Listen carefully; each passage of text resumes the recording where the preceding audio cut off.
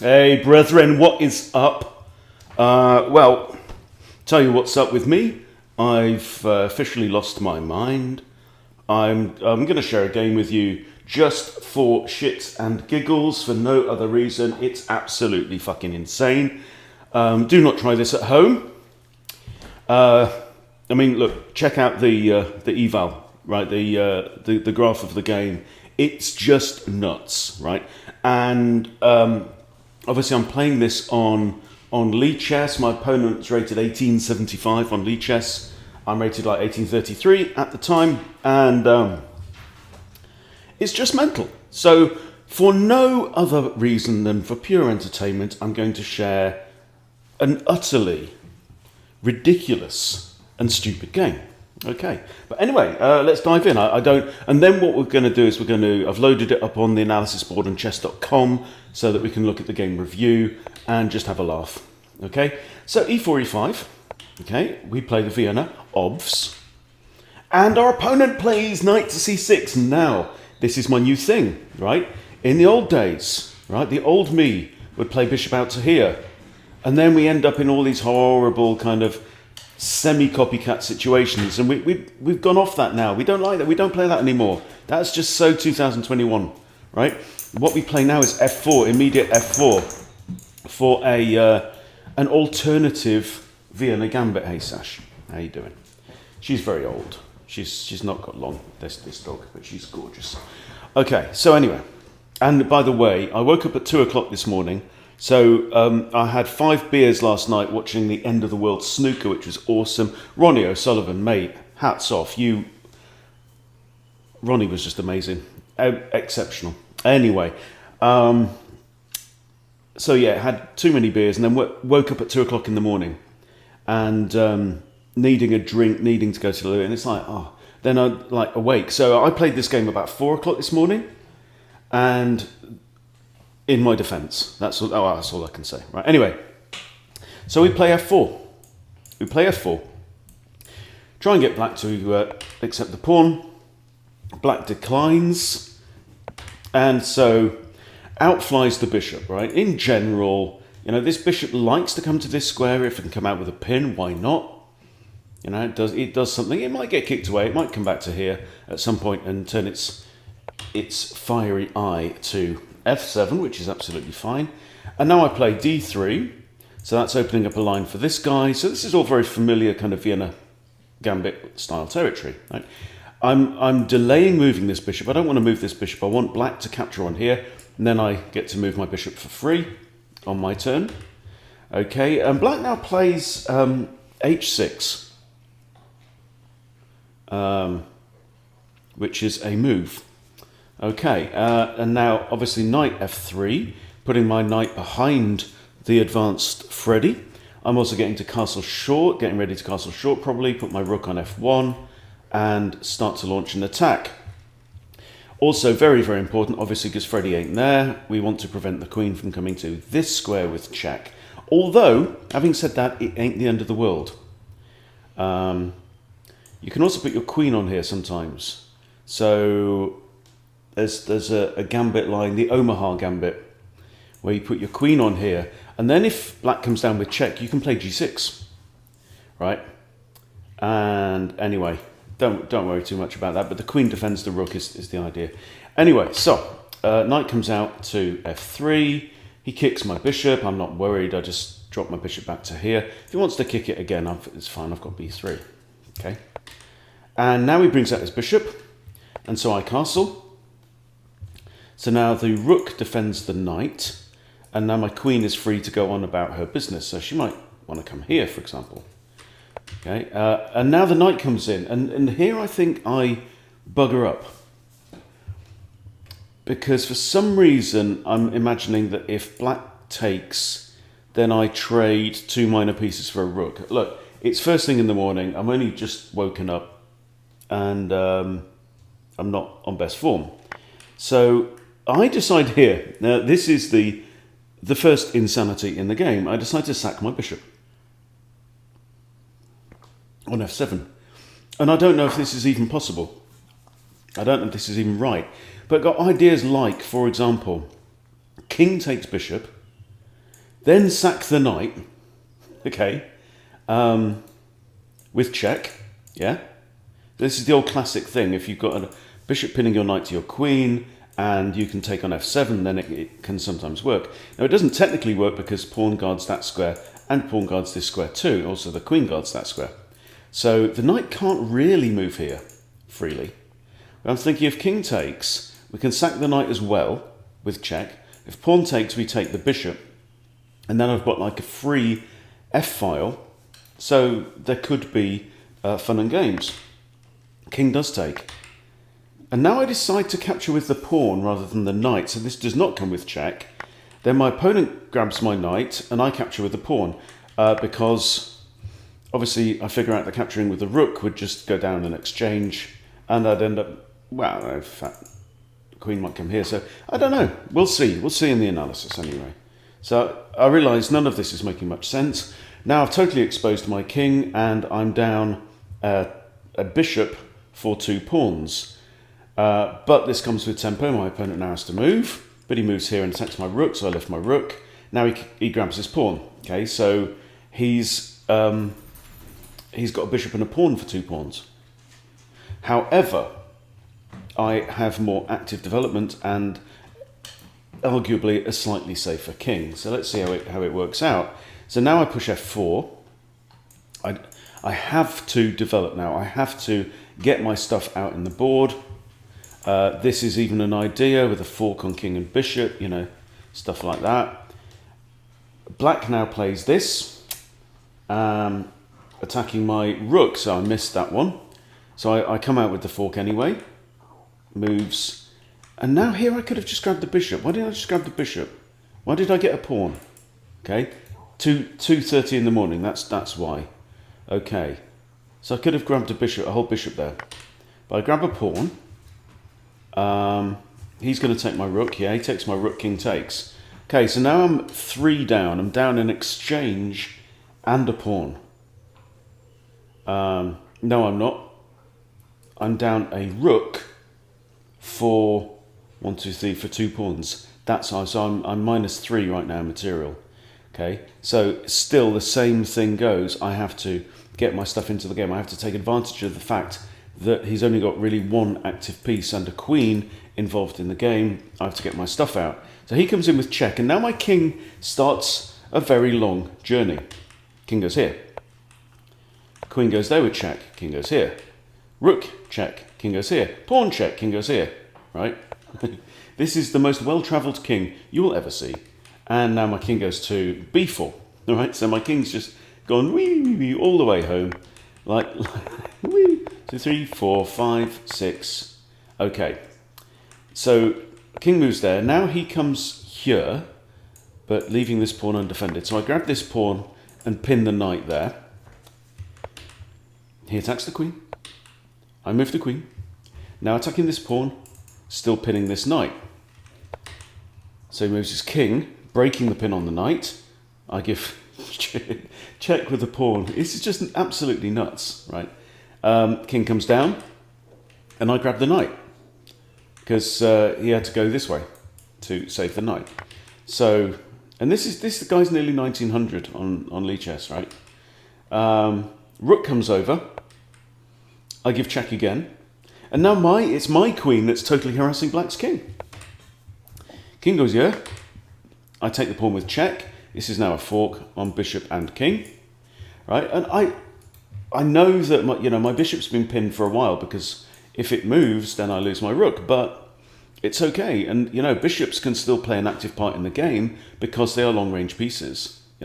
So if at any point, for example, Black's king strayed onto a dark square, I could maybe move the bishop with check and win the queen. That's one idea. But also, this bishop can support my queen as well. King comes down here. I come here with check. This would have probably forced the trade of queens, almost certainly forced the trade of queens, so I don't want that. I need my queen. Okay, bishop comes in, and now I'm out of check, so just grab another pawn for my trouble. And I figure I'm actually kind of safe, because queen or rook can't take on here, because pawn takes. If he pushes a pawn, I can drop back, maybe. We'll see what happens. But it's now black to move.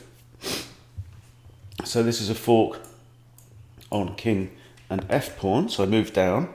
He decides not to take the pawn, but instead pushes his own pawn.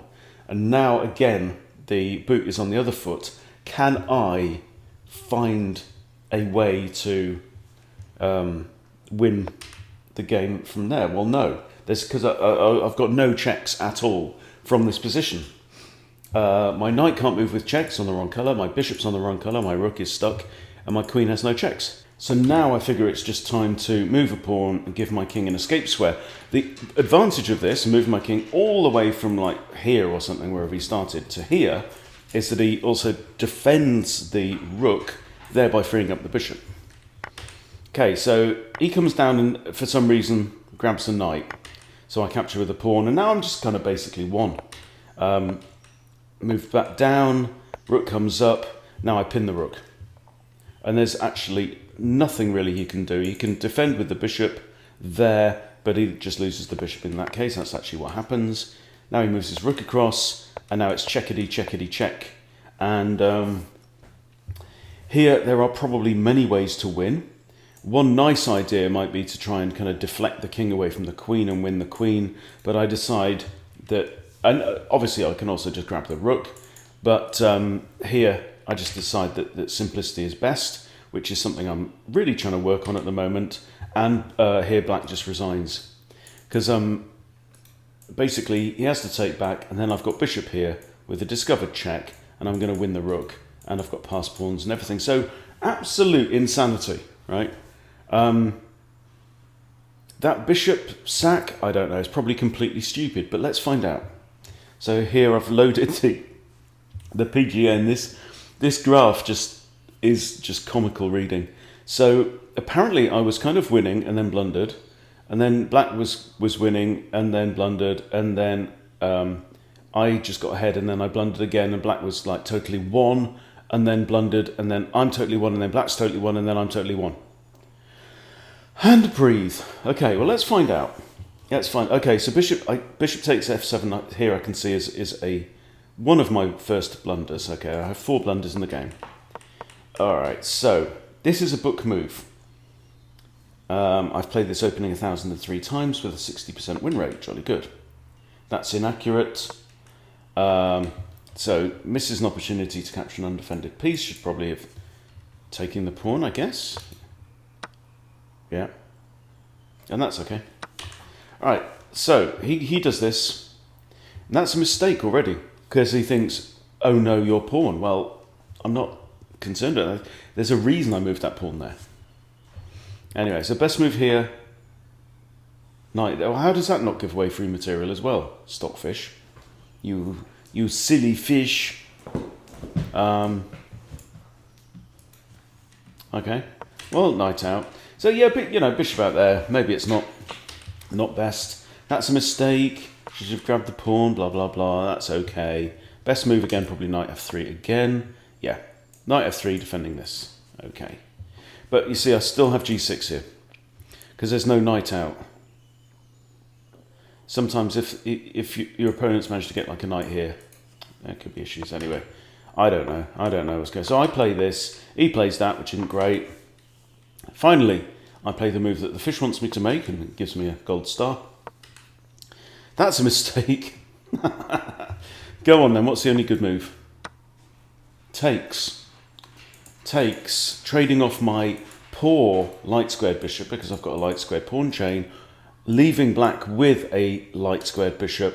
Okay, that makes sense, I get it. All right, but I come back here. So it's just a comedy of errors, really, isn't it? That's poor. That's okay. Castling is all right, but best move was kicks. Okay, anyway. So this is why I say, don't do this. I'm not showing you this because there's anything good at all to gain from it. It's just an example of what not to do. And that's apparently a blunder. That's a blunder. And now I blunder with the bishop sack. Now, but there was a good move. All right, come on then. Quiz time. Pause if you need to. What's the good move? There's a good move in this position, and it's not bishop takes f7. The chicken is telling me that it's laid an egg somewhere.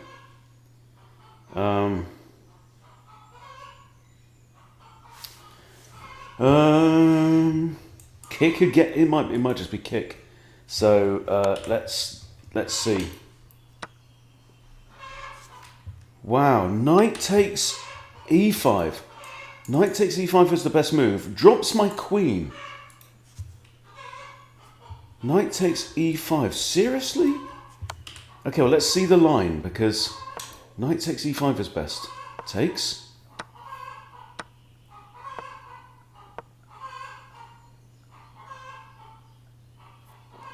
Go figure. I mean, I don't know. I mean, like, everyone would just take the queen there. But there's a threat of, I guess, bishop takes, check. King has to move here. Oh, hang on. So if that, mate in 2. Oh, wow, no way! So bishop takes there, king here, knight here. Is that mate? Wow! Oh, that's like, it's kind of like a Legal's mate kind of pattern, I think, isn't it? Something like that. Oh, that's insane. Well, I'm not going to see that bloody after 2 in the morning, am I? Working that out. Goodness me. Anyway, this is my idea for brilliance. King takes his best. Now I blunder again, because I should have, again, taken with a knight. You are joking me. Take with a knight. D takes. F takes with check. I'm down 2 pieces for 3 pawns. Wow. Mentalness. Insanity. Insanity. Okay, well, let's look at the rest of the mistakes, just for comedy value. Okay, so blunder, mistake, I should have taken with a rook. No, this is just stupid fish stuff now. So what I should have taken with the rook takes, queen takes. I have got quite a lot of control. Rook takes. And it's saying actually the king would have run away here. But a human's going to take the free stuff, aren't they? Queen takes a check.